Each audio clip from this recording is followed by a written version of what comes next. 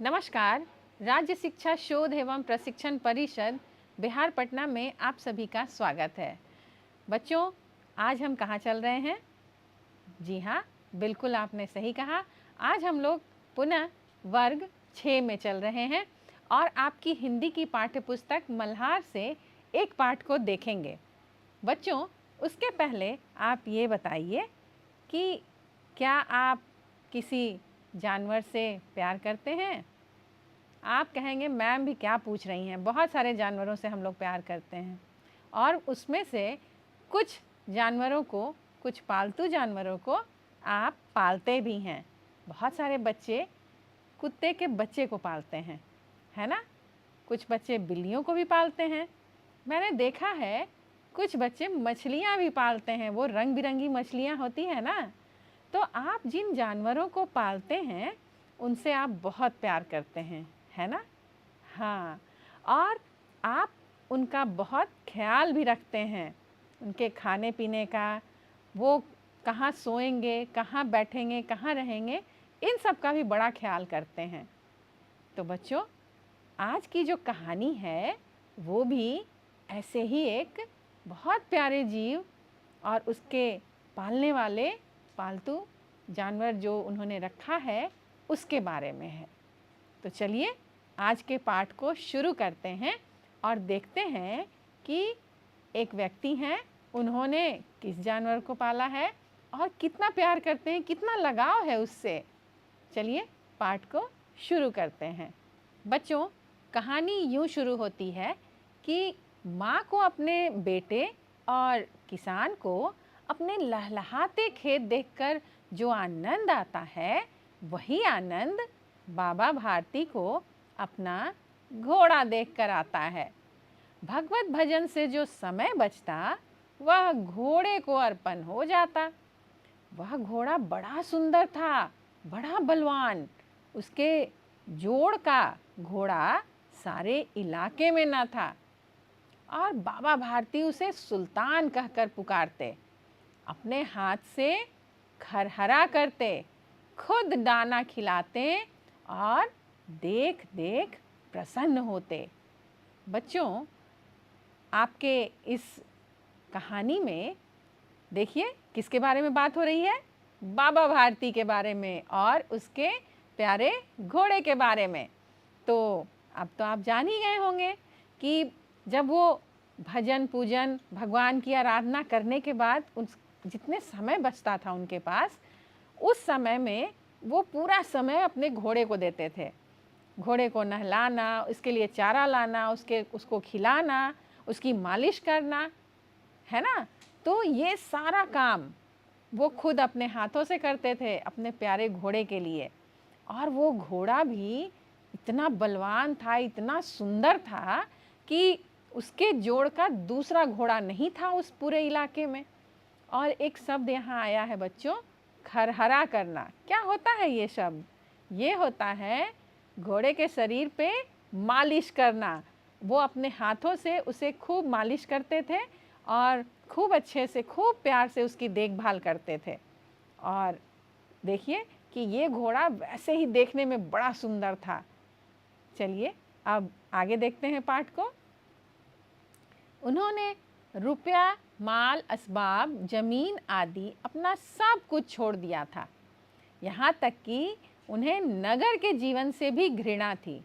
अब गांव के बाहर एक छोटे से मंदिर में वे रहते थे और भगवान का भजन करते थे। मैं सुल्तान के बिना नहीं रह सकूंगा, उन्हें ऐसी भ्रांति सी हो गई थी। वे उसकी चाल पर लट्टू थे। कहते, ऐसे चलता है जैसे मोर घटा को देखकर नाच रहा हो। जब तक संध्या समय सुल्तान पर चढ़कर 8-10 मील का चक्कर न लगा लेते, उन्हें चैन नहीं आता। बच्चों, इस पाठ्य पुस्तक में आप जो लाइन पढ़ रहे हैं, इसमें कुछ शब्द हैं, उसको देखिए कि माल असबाब क्या होता है बच्चों? धन संपत्ति, है ना? तो माल असबाब का अर्थ है धन संपत्ति। और आपने बाबा भारती के घोड़े का नाम जान लिया ना? हाँ, इस घोड़े का नाम है सुल्तान। बच्चों, धन संपत्ति और किसी चीज़ से अब बाबा भारती को बिल्कुल लगाव न था। और वो जो गांव था, गांव के बाहर एक मंदिर था, उस मंदिर में ही सिर्फ भगवान का भजन करते थे और घोड़े की देखभाल करते थे और सारा पूरा अपना समय घोड़े को देते थे। और शाम के समय जब वो घोड़े पर चढ़कर जब तक घूम ना आए, 8-10 मील जाकर घोड़े को दौड़ा ना आए, घूम ना आए, तब तक उनको चैन नहीं आता था। और उनके घोड़े की जो चाल थी ना बच्चों, उसके बारे में कहा गया है कि जैसे मोर घटा को देखकर, घटा क्या है बच्चों? बादल। कौन सा बादल? पानी से भरा हुआ बादल, काले काले मेघ, है ना, काले वाले बादल जो बारिश लाने का संकेत देते हैं। जब काली घटा छा जाती है, बादल काला हो जाता है तो पानी बरसता है। तो जैसे उस बादल को देखकर, घटा को देखकर, मेघ को देखकर मोर नाचता है, उसी तरह बाबा भारती को लगता था कि मेरे घोड़े की भी चाल है कि वो मोर जैसे घटा को देखकर नाच रहा है, वैसे ही मेरा घोड़ा भी जब चलता है तो मुझे ऐसा महसूस होता है।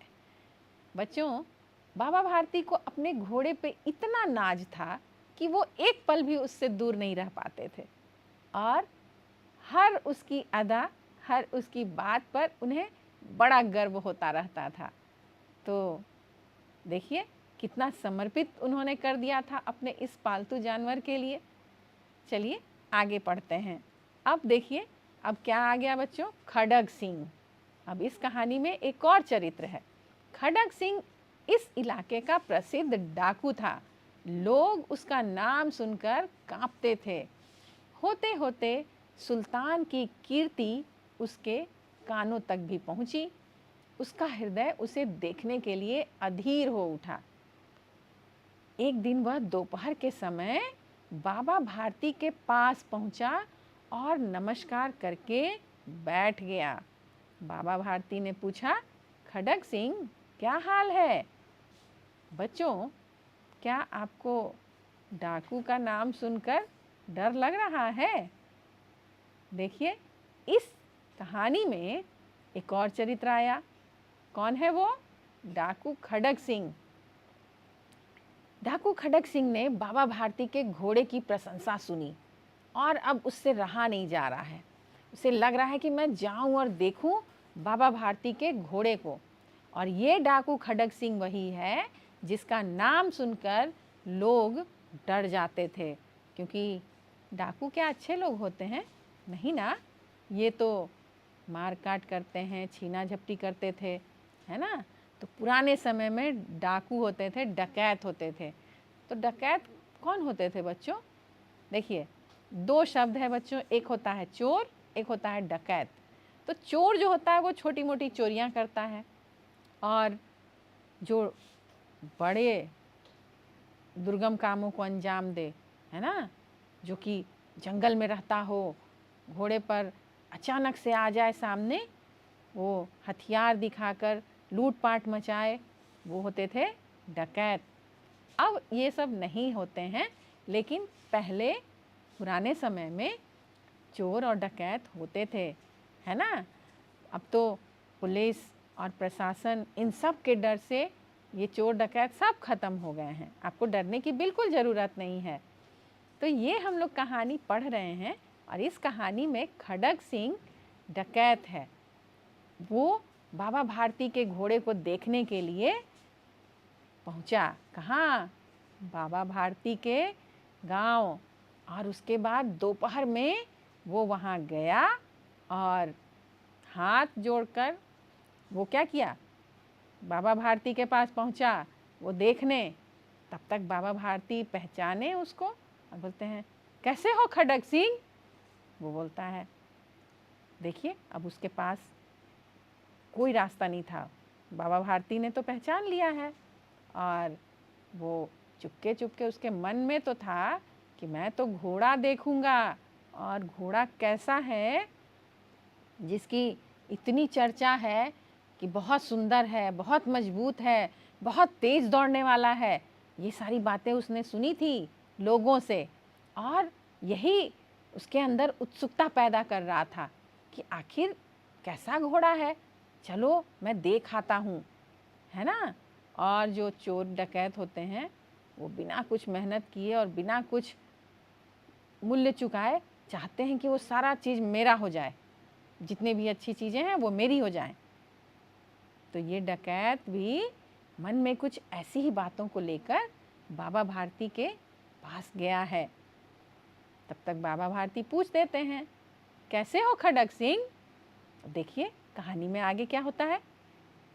खड़ग सिंह ने सिर झुकाकर उत्तर दिया, आपकी दया है। तो फिर कह रहे हैं बाबा भारती, कहो इधर कैसे आ गए। तो अब साफ साफ उसने कह दिया खड़ग सिंह ने, सुल्तान की चाह खींच लाई, विचित्र जानवर है, देखोगे तो प्रसन्न हो जाओगे। फिर खड़ग सिंह कह रहा है, मैंने भी बड़ी प्रशंसा सुनी है, उसकी चाल तुम्हारा मन मोह लेगी। बाबा भारती कह रहे हैं, कहते हैं देखने में भी बहुत सुंदर है, क्या कहना, जो उसे एक बार देख लेता है उसके हृदय पर उसकी छवि अंकित हो जाती है। अब खड़ग सिंह कह रहा है कि बहुत दिनों से अभिलाषा थी, आज उपस्थित हो सका हूँ। देखिए बच्चों, ये खड़ग सिंह और बाबा भारती के बीच बातचीत हो रही है, और मैंने जो कहा था कि उसके मन में उत्सुकता थी कि जानवर है, बहुत सुंदर है, बहुत तेज़ दौड़ता है, बहुत मजबूत है, तो वो जाकर अपनी बातों को खड़ग सिंह जो है बाबा भारती से कह रहा है। बाबा भारती भी बड़े गर्व से बता रहे हैं कि बड़ा विचित्र जानवर है, उसकी जो सुंदरता है वो लोगों को आकर्षित करती है, लोग उसके पास खींचे चले आते हैं और देखकर मंत्रमुग्ध हो जाते हैं, क्योंकि बाबा भारती तो उसे बड़े प्यार से रखते थे, खूब सेवा करते थे, है ना। और उसके खाने पीने का, उसके आराम का, उसके मालिश करने का, उसके नहलाने का पूरा ध्यान रखते थे। और बाबा भारती को बड़ा गर्व हो रहा है उसके बारे में बताने में। खड़ग सिंह को वो बता रहे हैं कि हाँ हाँ, ये तो बहुत ही विचित्र जानवर है और बहुत प्यारा है, और सब लोग जब इसके बारे में सुनते हैं तो देखने की इच्छा करने लगते हैं। तुम भी आए हो, देखो तुमको भी उत्सुकता हो रही है कि मेरे उस सुल्तान को देखने की। तो कहानी ऐसे आगे बढ़ती है। चलिए फिर हम लोग आगे पढ़ते हैं कि क्या है कहानी में। बाबा भारती और खड़ग सिंह दोनों अस्तबल में पहुंचे। बाबा ने घोड़ा दिखाया घमंड से, खड़ग सिंह ने घोड़ा देखा आश्चर्य से। उसने सैकड़ों घोड़े देखे थे, परंतु ऐसा बांका घोड़ा उसकी आंखों से कभी ना गुजरा। अब कभी नहीं उसने देखा था। सोचने लगा, भाग्य की बात है, ऐसा घोड़ा खड़ग सिंह के पास होना चाहिए था। एक साधु को ऐसी चीजों से क्या लाभ। कुछ देर तक आश्चर्य से चुपचाप खड़ा रहा। इसके पश्चात उसके हृदय में हलचल होने लगी। बालकों की सी अधीरता से बोला, परंतु बाबा जी इसकी चाल न देखी तो क्या। देखिए कि बाबा भारती ले गए अपने अस्तबल। खड़ग सिंह बहुत उत्सुक था देखने को। अपने अस्तबल में ले गए और बड़े घमंड से अपने घोड़े को दिखाकर बोले, देखो यही है मेरा सुल्तान। अब खड़ग सिंह के मन में उसको पाने की इच्छा जाग रही है कि आखिर ये तो साधु हैं, भगवान का भजन करते हैं, इनके पास घोड़ा रखने से क्या फ़ायदा, ऐसा घोड़ा तो मेरे पास होना चाहिए। क्योंकि खड़ग सिंह कौन था? डाकू था। कुछ भी, खड़ग सिंह डाकू था और उसकी इच्छा हो रही थी कि ये घोड़ा मेरे पास होता तो बहुत अच्छा होता। तो सब बात करते करते उसने कहा कि घोड़ा तो मैंने देख लिया, लेकिन अब इसकी चाल भी देख लेता, यानी कि कितना तेज़ दौड़ता है, कितना तेज़ भागता है, ये भी मैं देख लेता तो और भी अच्छा होता। क्योंकि घमंड से दिखा रहे थे बाबा भारती और वो देख रहा था आश्चर्य से कि सही में ऐसा घोड़ा तो आज तक मेरे आंखों के सामने से नहीं गुजरा है। ये सचमुच बहुत ही मजबूत, बहुत ही सुंदर, बहुत अद्भुत है। तो मन ही मन वो इस बात से आश्चर्यचकित भी हो रहा था कि आखिर ऐसे साधु के पास ये घोड़ा क्या करेगा। सिर्फ ये थोड़े दूर जाते हैं, घूम घूम के आ जाते हैं। ये तो मेरे पास होना चाहिए था कि मैं इसे दूर दूर तक दौड़ाता, इसकी सवारी करता, इसके मज़े लेता। तो फिर कहानी में क्या हुआ बच्चों, चलिए आगे देखते हैं। बाबा भारती भी मनुष्य ही थे। अपनी चीज़ की प्रशंसा दूसरे के मुख से सुनने के लिए उनका हृदय भी अधीर हो गया। घोड़े को खोलकर बाहर लाए और उसकी पीठ पर हाथ फेरने लगे। एकाएक उचक्कर सवार हो गए। घोड़ा हवा से बातें करने लगा। उसकी चाल को देखकर खड़ग सिंह के हृदय पर सांप लौट गया। वह डाकू था और जो वस्तु उसे पसंद आ जाए उस पर वह अपना अधिकार समझता था। मैंने पहले भी कहा है बच्चों कि बिना कुछ मूल्य चुकाए, बिना मेहनत किए वो चाहता था कि सब कुछ मेरा हो जाए। उसके पास बाहुबल था। बाहुबल का अर्थ है उसके बाजुओं में, हाथों में ताकत। आदमी थे और बेरहमी थी। जाते जाते उसने कहा, बाबा जी, मैं यह घोड़ा आपके पास न रहने दूंगा। तो देखिए बच्चों, अधीर का अर्थ होता है बेचैन, है ना। बाहुबल का अर्थ होता है हाथों में, बाजुओं की ताकत, हाथों की ताकत। तो खड़ग सिंह के पास तो लोग भी थे, आदमी भी थे और बाहुबल भी था। जैसे ही बाबा भारती ने अपना घोड़ा दिखाया, घोड़े को लेकर अस्तबल से बाहर आए और उसके पीठ पर हाथ फेर रहे थे और अचानक उचक कर उस घोड़े पर बैठ गए। और जैसे ही घोड़े पर बैठे, घोड़ा हवा से बातें करने लगा। हवा से बातें करने का अर्थ क्या होता है बच्चों, मतलब बहुत तेज़ दौड़ने लगा। ये एक मुहावरा है, उसका अर्थ है बहुत तेज़ दौड़ना। हवा से बातें करना मतलब बहुत तेज़ी से आगे बढ़ना, बहुत तेज़ी से दौड़ना। अब वो हवा से बातें करने लगा। अब ये देखकर खड़ग सिंह के सीने पे सांप लौट गया। ये भी एक मुहावरा है बच्चों। सांप लौटने का मतलब है मन में ईर्ष्या होना, है ना। तो उन्हें देखकर, खड़ग सिंह को देखकर ईर्ष्या होने लगी कि ये तो मेरे पास ही होना चाहिए था, क्योंकि मैं ही ताकतवर हूँ और मेरे पास लोग भी बहुत सारे हैं। लेकिन खड़ग सिंह ये नहीं जानता था कि बाबा भारती अपने घोड़े से इतना लगाव रखते हैं, इतना प्यार करते हैं, इतना सेवा करते हैं। और वो खड़ग सिंह बिना कुछ सेवा किए, बिना उसे प्यार किए, बिना उसका मूल्य चुकाए, वो चाहता था कि वो मेरा ही हो जाए। वो अपना आधिपत्य समझता था कि जितनी भी अच्छी चीज़ें हैं वो सब मेरी हो जाएं। बच्चों, क्या खड़ग सिंह अपने मंसूबे में कामयाब हो पाया होगा? क्या उसे वो घोड़ा मिल पाया होगा? सोचिए। इसके लिए हमें कहानी को और आगे देखना होगा। चलिए आगे देखते हैं। बच्चों, बाबा भारती को खड़ग सिंह ने कहा कि ये घोड़ा तो मैं आपके पास नहीं रहने दूंगा। सोचिए, खड़ग सिंह चाहता था कि ये घोड़ा मेरे पास आ जाए और वो बाबा भारती को धमकी देकर गया।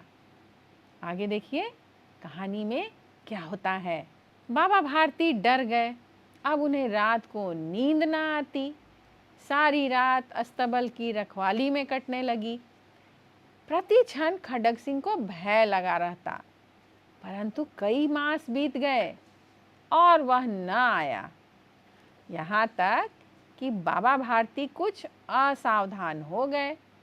इस भय को स्वप्न के भय की भांति मिथ्या समझने लगे।